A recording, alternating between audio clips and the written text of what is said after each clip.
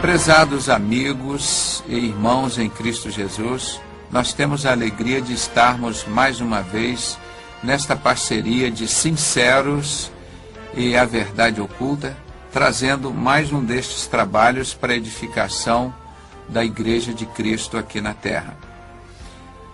Nós temos falado nos últimos anos sobre as sociedades secretas e temos falado pela nova ordem mundial. Pela graça e misericórdia de Deus, nós conseguimos colocar este assunto em discussão no Brasil inteiro. Foi uma coisa muito difícil, mas hoje somos felizes porque vemos o nosso trabalho reconhecido por Deus e pelo povo brasileiro, pois este assunto, infelizmente, era proibido falar dentro das igrejas, porque Satanás queria que os escolhidos dele fossem totalmente enganados. E Deus nos deu essa felicidade de levar este alimento espiritual que era omitido nos restaurantes espirituais que estão por aí. Quantos crentes sedentos, com fome e sede da verdade. E hoje nós estamos levando mais um pouco desse alimento para vocês. Vocês vão ver como as leis no Brasil são feitas, algumas até benéficas e outras de uma estrutura assim que não dá para a gente entender e explicar como se consegue criar leis tão injustas assim. Então eu queria ler com os irmãos para a nossa meditação, o início da nossa meditação hoje, a segunda epístola do apóstolo Paulo aos Tessalonicenses, no capítulo 2, no versículo 7. Porque já o mistério da injustiça opera no nosso meio. Somente há um que agora resiste, até que do meio seja tirado. O império da injustiça opera no nosso meio. Outras traduções diz o mistério da injustiça, outras o ministério da injustiça opera no nosso meio. Nós podemos entender porque no Brasil hoje o adolescente ou jovem até os 18 anos ele pode praticar as diferentes formas de crime. Matar, roubar, estuprar, traficar, fazer uso de drogas. E as penas, se existem, são muito pequenas e quase não são colocadas em práticas. Ao passo que a estes são literalmente produzidos e punidos quem assim o fizer, se trabalharem. E nós sabemos que uma das leis de Deus, leis básicas do homem, é crescer, multiplicar, encher a terra, não é? Ele os fez macho e fêmea, os criou e deu essa ordenança. E, seguindo esse raciocínio, ele disse aos homens: do suor do teu rosto comerás o teu pão. Quais são essas leis que permitem os nossos filhos serem assassinos e os impedem de serem trabalhadores? Por que isso?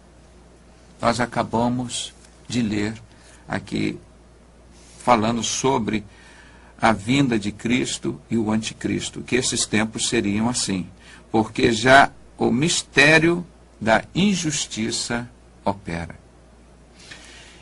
Então nós vamos mostrar de onde vem essa fonte, onde que eles receberam essas inspirações. Será que faltou sabedoria, inteligência a essas pessoas, conhecimento, educação, informação, capacidade?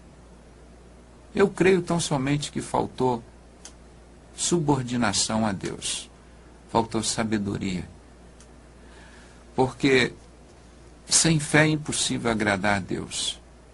E o princípio da sabedoria é o temor a Deus. Acho que está faltando humildade aos legisladores. Olhar para a Constituição Divina e colocar em prática. Porque para nós, tão somente eu não mato, eu não roubo, não é porque está escrito na Constituição aqui dos homens. é porque eu já aprendi há muitos anos que aqui na Constituição de Deus, os bons costumes prevalecem. E os filhos dos cristãos são instruídos na sabedoria. E assim o rei Salomão e tantos outros ensinaram aos pais que instruíssem os seus filhos no caminho de Deus. Então, para mim, a Constituição brasileira seria simplesmente uma complementação das leis de Deus. E considerando mais ainda que hoje nós vivemos pela graça, muito superior à lei, porque nós cumprimos todos os mandamentos de Deus, mas cumprimos por amor, não é por obrigação. O fato de eu não poder matar, ou o fato de eu não poder roubar, não é porque eu não possa praticar esses atos, é porque eu não preciso. É porque eu vivo regido pela graça de Deus. Então é assim que a gente queria que a nossa Constituição fosse feita e obedecida. Nós vamos observar que o Império Romano, ele foi o império que mais durou. Ele durou de 168 a.C. até 476 depois de Cristo. Este império foi destruído por 5 metas. Você vai me perguntar, mas quem poderia destruir o Império Romano? Existiria na Terra outro império maior do que ele próprio? Não, não existia. Mas ele foi corroído por 5 metas, que nós vamos descrever agora. Existiu um escritor e pesquisador muito sábio, chamado Edward Gibbon. Ele estudou uma faixa de 1.200 anos de história do Império Romano. E nesse período, ele pôde observar quais os itens que levaram à ascensão, à progressão e à destruição do Império Romano. É muito interessante o que ele escreve nesses 6 volumes. E mais interessante ainda é que ele publicou todos esses seus livros a partir de 1776. Gravem esta data. É o ano do estabelecimento dos Illuminatis na Terra, que eles foram oficializados. Tanto é que esta data está embaixo da pirâmide da nota de $1. E vamos à primeira meta.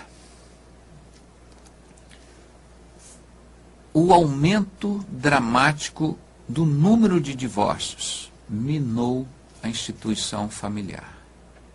Uma das metas para destruir o Império Romano, ou seja, 20%, foi a destruição da família. Os Illuminatis começaram a destruir o Império Romano, o Império forte, destruindo a família. E assim nós podemos ver nas nossas famílias, nos nossos parentes e amigos, como que são destruídas, às vezes, famílias inteiras, através de pequenas coisas, dos divórcios, das brigas, das separações, das brigas por heranças, e eles vão se degradando. Mas a destruição da família foi a grande causa. Eles estimularam, como nós já mencionamos, aqueles filmes de pornô que eles mostravam, Calígula, como o Império Romano, a corte, eles viviam naquelas prostituições. E aquilo foi colocado ao nível da população também. E eles foram gerando cada dia mais desordem, mais homossexualismo, mais prostituição, mais violência, e os valores familiares foram perdendo a assistência dos pais aos filhos e conseguiram destruir 20% de Roma, do Império Romano, foi destruído com esta meta. A seguir, eles implantaram junto uma imposição tributária elevadíssima.